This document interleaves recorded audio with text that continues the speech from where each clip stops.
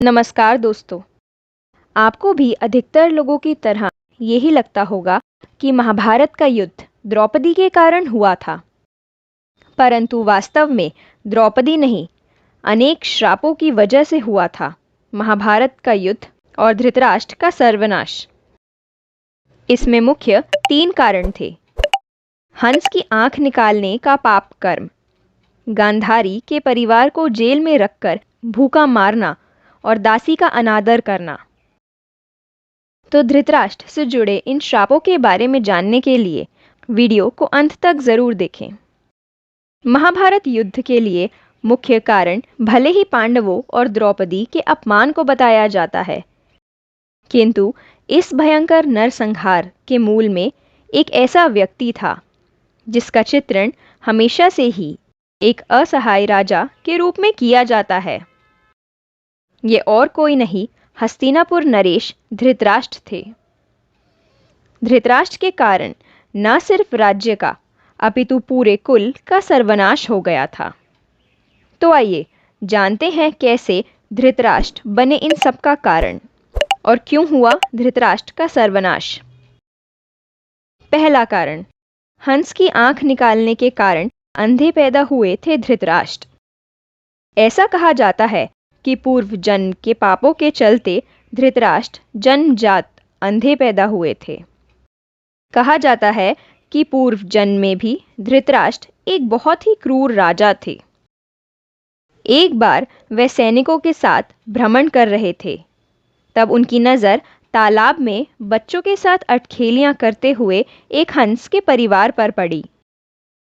मगर अपनी क्रूर मनोदशा के चलते उन्होंने सैनिकों से कहा कि हंस की आंखें निकलवा दो। सैनिकों ने ऐसा ही किया। दर्द से बिलखते हुए हंस की असहनीय पीड़ा से मृत्यु हो गई और उसके बच्चे भी मृत्यु को प्राप्त हो गए। मरते हुए हंस ने राजा को श्राप दिया कि तुम्हारी भी ऐसी ही दुर्दशा होगी, और इसके परिणाम स्वरूप अगले जन्म में उस राजा ने धृतराष्ट्र के रूप में जन्म लिया, जो जन्म से ही अंधा पैदा हुआ, और उनकी सभी संतानों को इसी प्रकार मृत्यु प्राप्त हुई। दूसरा कारण, धृतराष्ट्र ने अपनी पत्नी गांधारी के परिवार को जेल में भूखा मार दिया था। महामहिम भीष्म ने धृतराष्ट्र का विवाह गांधार प्रदेश की राजकुमारी गांधारी से तय किया था। मगर ज्योतिषियों ने सलाह दी कि गांधारी की पहले शादी पर संकट है, इसलिए उसका पहला विवाह एक बकरे से कराया गया। इसके बाद बकरे की बलि दे दी गई। इसके पश्चात गांधारी को विधवा मानकर उसका विवाह धृतराष्ट्र से करा दिया गया। अब गांधारी एक विधवा थी। इसका पता लगने पर धृतराष्ट्र आग बबूला हो गए। धृतराष्ट्र को शक हुआ कि ना जाने किस कारण शादीशुदा गांधारी के पति को मारा गया, और इसी क्रोध में धृतराष्ट्र ने अपने ससुर को दोषी मानकर गांधारी के पूरे परिवार को कारागार में डाल दिया। वह पूरे परिवार को भोजन ना देकर केवल एक व्यक्ति के भाग का भोजन उन्हें दिया करता था।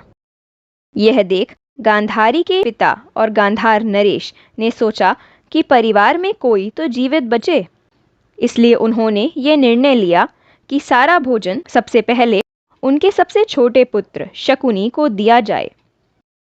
उन सभी ने ऐसा ही किया। जो भी भोजन दिया जाता था वे शकुनी को खिला देते थे, जिसके कारण बाकी परिवार भूख से मरने लगा। शकुनी के पिता ने अपनी मृत्यु से पहले शकुनी को उनकी अस्थियों से पासे बनाने को कहा, जो सदैव शकुनी का कहना मानेंगे। साथ ही उन्होंने शकुनी के पैर को भी तोड़ दिया था, जिसके कारण शकुनी लंगड़ा कर चलने लगे थे। उन्होंने ऐसा इसलिए किया था ताकि वह हमेशा स्मरण रख सके कि उसे धृतराष्ट्र से उनके परिवार के अपमान का बदला लेना है और पूरे कुरुवंश और समस्त हस्तिनापुर का सर्वनाश करना है। इसी कारण से महाभारत के इस युद्ध में शकुनी ने पूरे सर्वनाश में एक बहुत ही महत्वपूर्ण भूमिका निभाई थी। तीसरा कारण, दासी का किया गया अनादर, जिसके कारण उसने धृतराष्ट्र को जलकर मरने का श्राप दिया था। धृतराष्ट्र और गांधारी के 100 नहीं बल्कि 99 संतान थी। जब गांधारी गर्भवती थी उस समय धृतराष्ट्र ने एक दासी का अनादर किया था, जिससे धृतराष्ट्र के 100वें शिशु का जन्म हुआ, जो था युयुत्सु। और इस कारण से उस दासी ने धृतराष्ट्र को आग में भस्म होने का श्राप दिया था। इसी वजह से धृतराष्ट्र की मृत्यु जंगल में आग लगने से हुई थी। तो दोस्तों, यह थे वे कारण जो बने समस्त कुरुवंश के सर्वनाश का कारण। चैनल को सब्सक्राइब कर बेल आइकन को अवश्य प्रेस कर दे, ताकि भविष्य में आने वाली और वीडियोस के नोटिफिकेशन आपको सबसे पहले मिल सके। तो जल्द ही मिलते हैं ऐसी ही एक और जानकारीपूर्ण वीडियो के साथ। तब तक अपना ध्यान रखें। जय श्री कृष्ण।